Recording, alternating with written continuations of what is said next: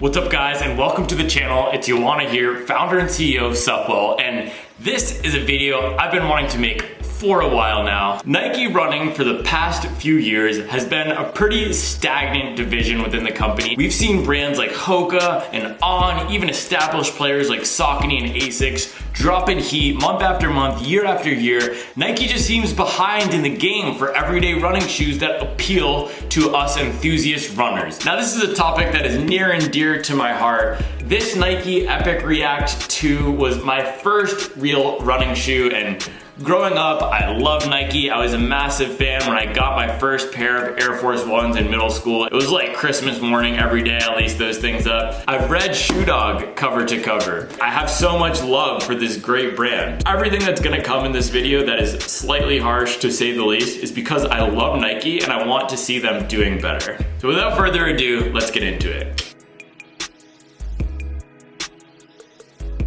In this video, I want to analyze what's happening in the market for Nike and give a few suggestions on what they can do to correct this issue, because frankly, Nike, it's embarrassing. So first up, the reason I'm making this video is threefold. First, I read an article in the Wall Street Journal a few weeks ago around how Nike is really struggling, particularly sales in their running unit aren't doing great, while brands like Hoka and On have been crushing it. The metrics back that up. The article said Hoka's sales are up 40% year over year. On sales are up 78% year over year, which is a massive increase, of course, and that delta is also explained because Hoka and On have a lot less revenue than Nike does, but still, it's validated by the eye test, right? You don't need to have an MBA to notice when you're walking around, when you're going on runs at the Greenway, or even going to the grocery store, the shoe of choice is no longer Nike. The second reason I wanted to make this video is because Nike is still investing a lot of dollars into research and development, but it's just not going into the shoe business. There's another great piece that came out yesterday highlighting everything that Nike is doing in the tech space, in the app space, partnering with Strava. They're even gonna launch their own fitness studios. There's not that same enthusiasm from the brand into developing great running product. And the third reason I wanted to make this video is just there seems to be a lack of effort as a whole into what Nike is doing with their core running lineup. If you look at a shoe like the Pegasus, how they've treated this is disappointing and sad. I feel bad for you, Pegasus, because Nike's not bringing any new tech to the Pegasus, they're not introducing new foams, they're not making it something appealing for that enthusiast runner, which is the beating heart of the buying power in this segment. And all of that is to say, I would love to see Nike get back to its roots. Phil Knight's book that I'm holding right here that I've read cover to cover. It's called Shoe Dog, right? It's not called Tech Dog. It's not called App Dog. It's not even called Elite Runner Dog. And so I think there's a few things Nike can do to regain its footing and to find some more appeal with us enthusiast runners who are spending hundreds of dollars per year on massive rotations of shoes, but increasingly those rotations are not including Nike other than the Vaporfly and the Alphafly, those top tier racing shoes. So let's get into it. Here are three things that I think Nike can do to get back on track in the running segment. First thing I would love to see Nike do is introduce some new foams. Now, they're doing this with the React X that we see in that Infinity Run 4. I've heard some mixed reviews on it so far, but I love that they're putting some effort into developing new products because, frankly, let's say it, the React that's in the Pegasus is not great. It is an extremely average foam. If you compare it against some of those other everyday running foams that we see in the market from brands like Saucony and brands like Asics, React is nowhere close. Look at that Asics FF Blast Plus foam that we see in the Magic Speed, that we see in the Nimbus, that we see in the Cumulus, and that beloved Nova Blast. That is an impressive EVA blend foam that is super versatile, that runners love, that's cushioned, that's soft, that's bouncy. The React is just kind of a flat compound that doesn't do much for anybody. Even compare it to that Saucony Power Run, which is just a standard EVA foam, but it's supportive, it's durable, it works well across the range of shoes. We cannot say the same thing for the React. It's a low effort foam, it's pretty flat, it's not that responsive, and people buy the Pegasus despite that, not because of it. But as we're seeing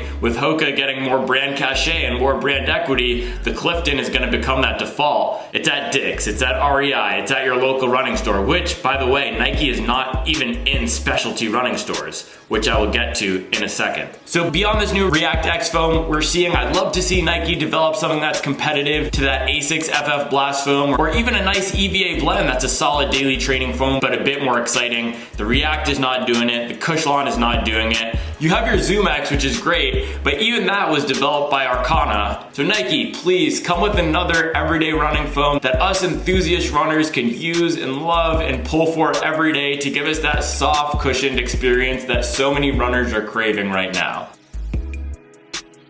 All right, second, I would love to see Nike connect more with the enthusiast runners. And there's a few ways they can do this. But first, like I mentioned in the last segment, Nike is not even in specialty running stores, right? You might have the Pegasus and you might have the Vaporfly in a few stores, but for the majority of them, when you walk in, you're not gonna see Nike, you're gonna see On, you're gonna see Hoka, you're gonna see Saucony, and you're gonna see Brooks. Brooks is doing numbers in specialty running, but Nike isn't there. I would love to see Nike put some more business development dollars behind those specialty running relationships, developing them, connecting more with the community, maybe even sponsoring some more local races like Brooks does, like On does, to connect more with the community and get a sense of what us runners are looking for. Nike has great relationships with elite runners and the top runners in the space. They sponsor a ton of runners who are grabbing podiums, but elites aren't buying shoes. The people buying shoes are the everyday runners who are running 8-minute miles, 9-minute miles, 10-minute miles, even runners training for that sub 3-hour marathon goal. They're not pulling for that Pegasus every day, right? So start listening to what the everyday runners want, start connecting with the everyday runners, and put more effort into the product for everyday runners. And last, this is a very specific tactical one for the Nike design and product development division. I would love to see you please put more effort into the Pegasus. The Pegasus hit its 40th iteration earlier this year, and what did we see come from that? Nothing. It was an upper update. They used the same tired React foam here in the midsole, that same Nike Zoom Air unit. It's an unremarkable shoe. And there is a place in the market for an unremarkable shoe, but when you have the Pegasus, one of the longest running nameplates in this space that's booming and that's growing, it should be a shoe that evolves. It should be a shoe that's at the top tier. It should be a shoe that's at the #1 spot in every best daily trainer running list out there. I only include it in my best of roundups with the asterisk of this is the best daily trainer from Nike. So if you want a Nike, you should consider this.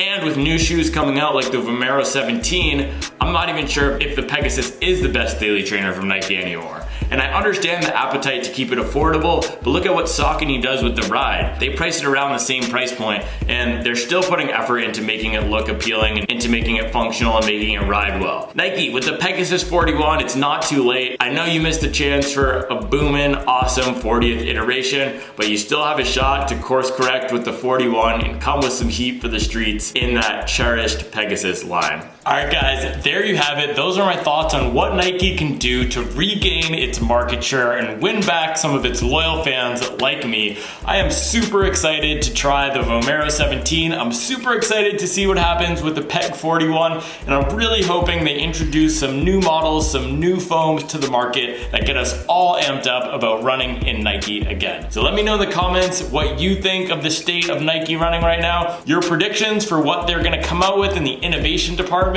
As always, thank you for liking and subscribing, and I'll make sure to keep you up to date on the latest and greatest in the world of performance running.